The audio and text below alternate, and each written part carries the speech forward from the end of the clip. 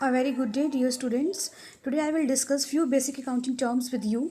First term is business transaction. As we all know that business transaction means जो हमारे business में daily में छोटी मोटी ट्रांजेक्शन्स होती हैं, गुड्स परचेज हो रहे हैं, गुड्स सोल्ड हो रहे हैं या कोई भी ऐसी चीज़ हो रही है, that is an economic event with the third party that is recorded in an accounting system that is called business transactions. Basically आपकी पर्सन किसी ने आपको पैसा दिया, वो आपने रिकॉर्ड करा, को आपने कोई सेल करी, परचेज करी, आपने सबको रिकॉर्ड करी, उसे हम क्या बोलते हैं? Business transaction. Second one is event. It is a consequence of the business transaction. जो भी आप बिजनेस ट्रांजेक्शन करेंगे तो उसका रिजल्ट आएगा, उसे हम क्या बोलते हैं? इवेंट. आपने गुड्स सोल्ड करे, ये बिजनेस ट्रांजेक्शन है. आपके पास कैश आया और गुड्स गए, वो उसका क्या हुआ? इवेंट रिजल्ट हुआ. ठीक है. Account. An account is a record in the journal ledger that is used to store transaction. Account क्या है? एक ऐसा रिकॉर्ड है जिसमें आप हर एक चीज़ को रिकॉर्ड करेंगे एक जर्नल लेजर फॉर्म में, ताकि आपकी जो सारी की सारी ट्रांजेक्शन्स हैं वो एक सेफली प्लेस पे रिकॉर्ड रहें.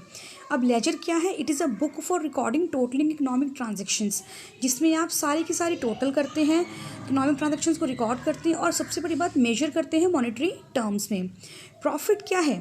प्रॉफिट एक तरह की नेट इनकम है. Net income means total income, जितना आपके पास पैसा बच रहा है वो सारा क्या है? आपका प्रॉफिट. प्रॉफिट एक वैसी अर्निंग ऑफ अमाउंट है, अमाउंट ऑफ अर्निंग्स है जो एक्सीड करती है आपके एक्सपेंसेस को.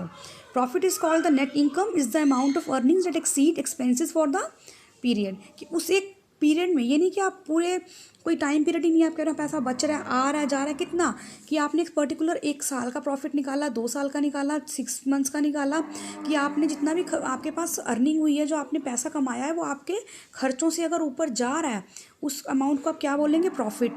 ऐसे ही लॉस उसका ऑपोजिट हो जाएगा. लॉस क्या है?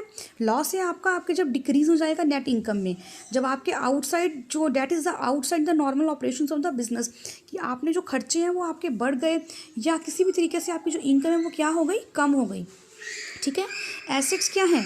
Things that are resources owned by a company and which have future economic value. Assets वो चीज़ें हैं बेटा जिनकी आप अपनी कंपनी की अपनी खुद की चीज़ें हैं. लैंड है, बिल्डिंग है, मशीनरी है, आपका फर्नीचर है, कैश है, कोई भी ऐसी चीज़ें जो आपके नाम पे है या कंपनी के नाम के है या बिज़नेस के नाम पे है, वो सारी आपकी एसेट्स हैं.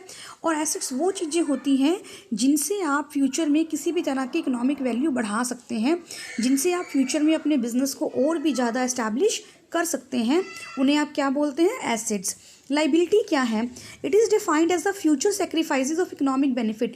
लाइबिलिटी वो चीज़ें हैं कि जिसकी वजह से आपका कहीं ना कहीं आपका फ्यूचर सफ़र कर सकता है, कहीं ना कहीं जिसकी वजह से मीन्स यू कैन से कि आपका लॉस हो सकता है, या आपको किसी को पैसा बहुत ज़्यादा देना है, तो वो सारा क्या है? आपका एक लाइबिलिटी हो जाएगी कि एक पर्सन को ऑब्लाइग्ड है कि उसको दूसरों को पैसा देना है. एसेट्स हमेशा हमारे बिजनेस के लिए प्लस रहेंगे, लाइबिलिटीज़ हमेशा हमारे बिजनेस के लिए माइनस रहेंगी. ठीक है. ये सभी के सभी 8 टर्म्स आपने अपनी फेयर नोटबुक्स में या फेयर रजिस्टर्स में लिखनी है बेटा, और उसके बाद आपने इनको समझ के अच्छे से लर्न करना है. This is your homework. आपको समराइज करना है. If you have any doubt, if you have any query regarding this, you can ask me.